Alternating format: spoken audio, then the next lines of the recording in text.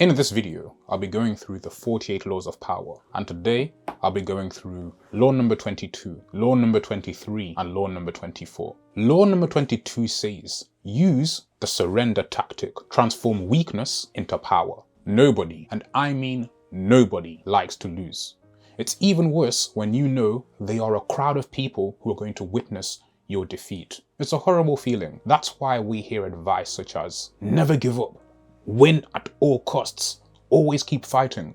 But did you know that there are times when always fighting might not necessarily be in your best interest? There may be times, and in fact, there are times, when surrendering, giving up, yielding is the best thing to do, at least for the time being. I remember when I was applying for a job, and when I saw the job, I thought, perfect, this is exactly the job for me. I meet all the requirements, and everything that I've been doing for the past 2 or 3 years qualifies me to execute this job and execute it very well. So I applied. I put in all my effort. I set aside weekends, weekdays, evenings to write the perfect application. I was invited for the interview. I should have been. I put in a lot of work. When I got to the interview, things started off okay. All the revision that I'd done in the preparation and the lead up to the interview was paying off. I was answering questions left, right, and center. And then I was asked a very specific and technical question. This question needed a very precise answer. I couldn't just wing it. And I knew what the question meant, but I didn't know the answer. I was bewildered, confused, discombobulated. So I held my hands up and I just said, I don't know the answer to that question, but I'm going to try and answer it. So I did. I ended up giving it a half-hearted attempt, and they even said to me, your answer's wrong. After that, I was deflated. I was convinced that I was not going to get the job. I went home 2 or 3 days of being sad, expecting not to get the job. Then I got a phone call saying, we would like to offer you the job. What? How? I was pretty sure that there were other people who'd managed to go through the same interview process and had got that question right. Why would they pick me? A couple of months later, when I started the job, one of the people who were interviewing me came to me and said, we gave you that job because you demonstrated honesty. We asked you a very hard question, and there were very few people who could admit that they didn't know. We had people try to waffle, we had people trying to beat around the topic and not really address the question, but you were upfront, you were frank, you were honest, and you said, I don't know. And we appreciate that honesty. If you can be that honest in an interview, we know that you're going to bring values of honesty, integrity, and respect. There will be times when you have done everything that you can do to prepare, but you come face to face with something that is beyond your current ability. For instance, you could go to the gym and you could be so determined to lift the heaviest of weights, but you'll reach a point when you can't do it. If you follow the don't give up mentality, you're going to continue lifting until you pull a muscle. At some point, you know that you're going to have to rest for the day, go home, rejuvenate, gain some energy, come back, and maybe you'll be able to lift heavier weights. The same thing applies in life. Use the surrender tactic. Turn weakness into strength. Rather than trying to continue fighting, rather than trying to answer a question that you don't know the answer to, rather than trying to lift weights which are too heavy for you and risk injuring yourself, it's okay to yield, to use the surrender tactic, because you're using it as a tactic. You're not actually surrendering forever. You know that all you're going to do is you're going to go back home, regroup, rejuvenate, and come back stronger. Whereas if you continue to fight and you don't give up, you may end up weakening yourself or embarrassing yourself and just making a fool out of yourself. Sometimes it's okay to know when you have been beaten, because you can always come back. Law number 23 says, concentrate your forces. One of the most important things that all successful people have in common is their ability to focus on a single task. Their ability to put 100% effort into one specific thing. I repeat, 100% effort into one specific thing. Not 10% of effort into 10 specific things, but 100% effort into one specific thing. You can accomplish far more by doing this than by multitasking or trying to spread yourself too thin. If we look at society, we can see that this law is encouraged. When you first begin your education, you're learning a bunch of subjects: maths, English, science, geography, history, drama, French, Spanish, art, drama, the whole shebang. But then as you get older, you narrow that down. Maybe at college, you might only study 4 subjects, and then you get to university and you only study 1. And then some people go on to do a PhD where they study a very specific thing of a particular subject. They have concentrated their forces. Of these people, who gets rewarded more? The people who know the general information, or the people who know highly specialized specific information? It is the people who know the very specific information.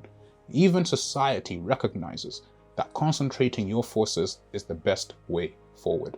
You might be thinking to yourself, if I concentrate my forces, won't that make me too one-dimensional? I want to be well-rounded. I want to have an extensive knowledge on many topics. I don't just want to know about one thing and then not know how to talk about other topics. That will make me boring. Incorrect.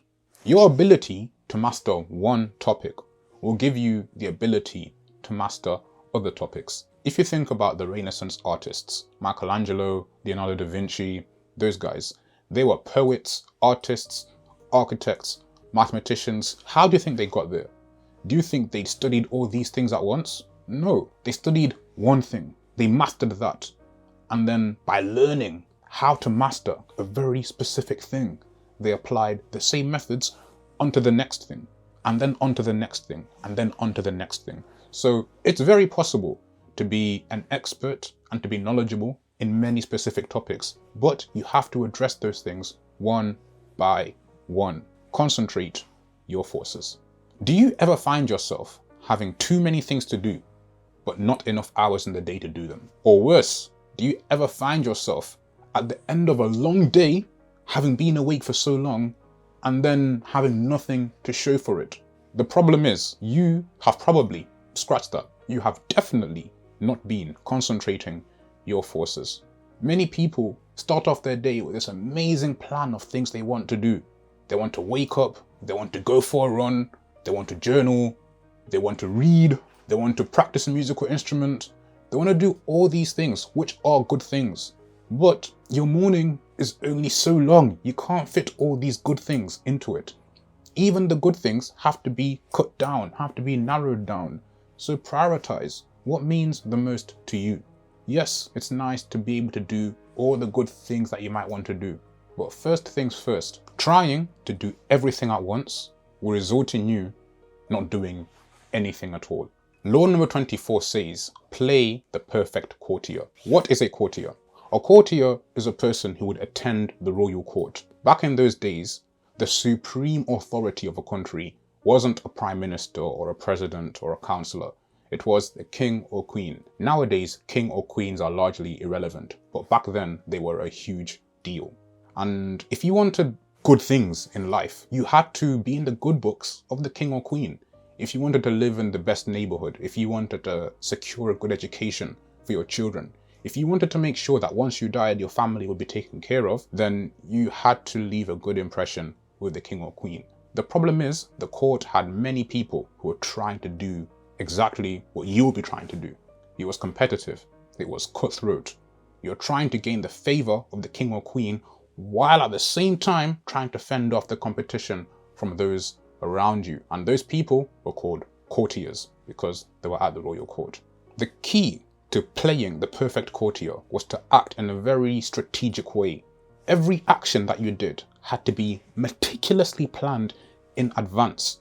You had to make sure that you were noticed without looking as though you were trying to beg attention. You had to make sure that people knew how good your skills were without trying to flaunt your talents around. You had to make sure that people recognized you as honest and trustworthy without trying to throw people under the bus by telling on the shady things that they might be doing. So how did they do it?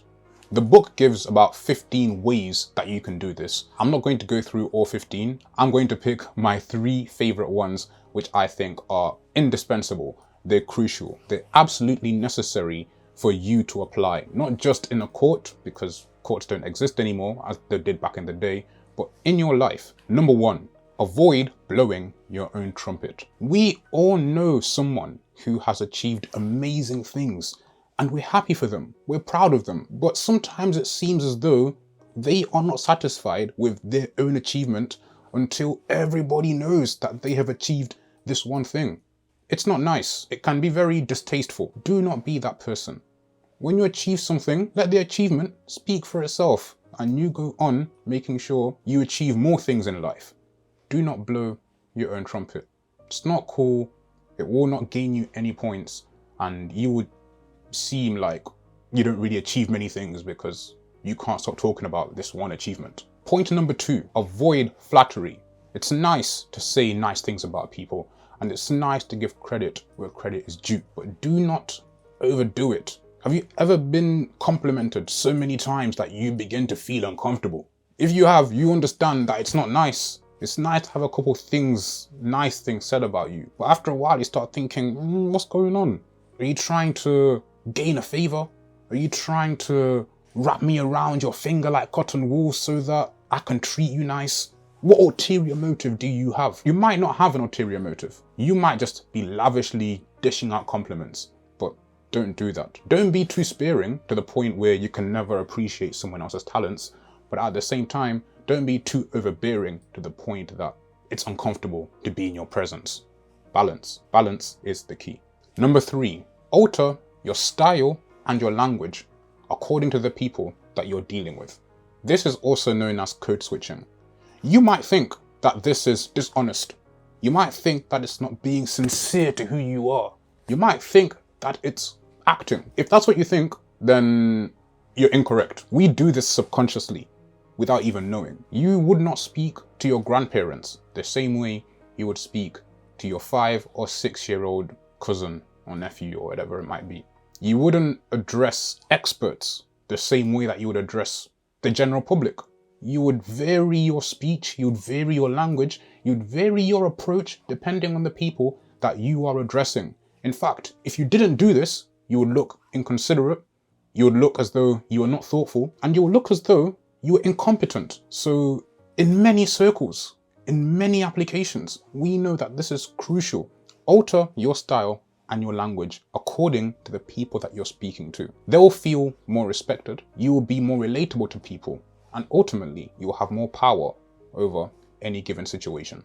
That is how to play the perfect courtier. As I mentioned, playing the perfect courtier means acting, speaking, and behaving with intent. Many people just go through life on autopilot, reacting to anything and not giving much thought about it. But if you just take a few moments to think and ponder what the result of your actions might be and what you're trying to achieve, you will be head and shoulders above the average human being. That, in essence, is how to play the perfect courtier. That is law number 22, law number 23, and law number 24 from the 48 laws of power. Join me next week for the next 3 laws. If you enjoyed this video, I'm certain that you will enjoy my other videos on the 48 laws of power. You will find them in this playlist. Until then, make sure you like the video, subscribe, and turn on notifications so that you can be alerted whenever a new video is released.